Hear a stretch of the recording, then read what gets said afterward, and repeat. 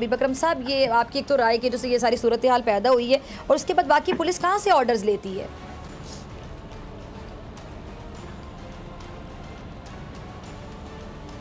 Pakistan peoples party एक तवील अरसे से इक़्तिदार में है और पाकिस्तान पीपल्स पार्टी ने आम तौर पर जब भर्ती की पुलिस में हो या किसी भी हवाले से किसी भी हुकूमती डिपार्टमेंट में हो तो वो आम तौर पर ऐसे लोगों को भर्ती करती है जिन्हें शायद भर्ती नहीं किया जाना चाहिए। वहाँ पे पर्सनल लॉयल्टी बड़ी इंपॉर्टेंट है। इसके अलावा बहुत सारे सवालिया निशान उठते हैं खुद भर्ती के प्रोसेस के ऊपर।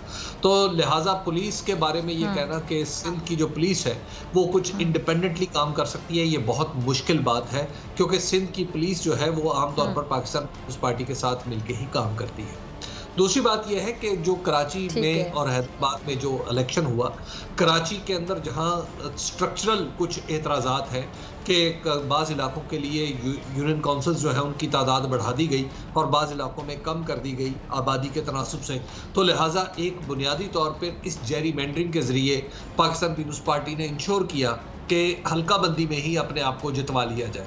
तो लिहाजा जहां रही सही कसर थी वहां अब आप देख रहे हैं कि पाकिस्तान पीपल्स पार्टी के ऊपर न सिर्फ पाकिस्तान तहरीक इंसाफ को एतराज़ है बल्कि जमात इस्लामी भी मुसलसल एतराज़ कर रही है और जमात इस्लामी के लोग भी यही दावा कर रहे हैं कि उनके पास कुछ रिजल्ट्स मौजूद हैं जो फॉर्म 11 के ऊपर हैं, लेकिन जो मुतलका रिटर्निंग ऑफिसर है या इलेक्शन कमीशन है वो उनकी बात नहीं सुन रहा।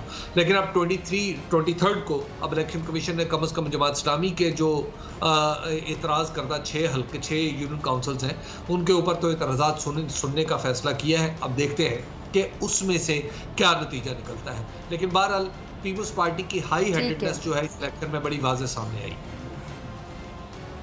ठीक है, अगर आपको ये वीडियो पसंद आई तो सब्सक्राइब करें और बेल आइकन पर क्लिक करें।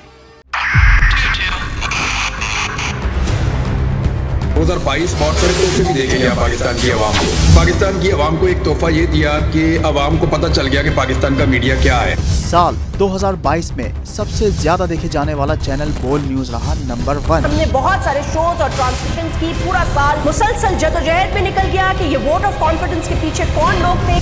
तोड़े रेटिंग के सभी रिकॉर्ड। सोशल मीडिया पर भी सबसे ज्यादा तेजी से 2.4 बिलियन व्यूज का संगे मील अबूर किया। एंकर्स को भी आवाम में सबसे ज्यादा मकबूलियत मिली और सोशल मीडिया पर भी बोल रहा सब पर भारी। सब्सक्राइब करें और बेल दबाएं ताकि कोई खबर रह न जाए।